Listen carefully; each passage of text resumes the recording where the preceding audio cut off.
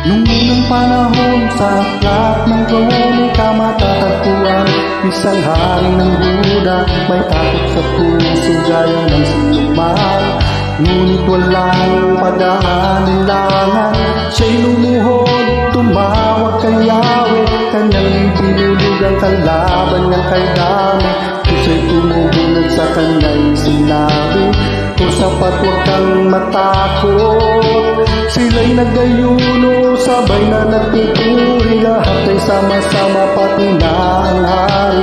Patnubay ni Yahweh sa kanilang malagi, dahil sa panalambanta ay napawi. Gising na bayan, tayo magkaisa, oras na lang, huwag nang sayangin pa.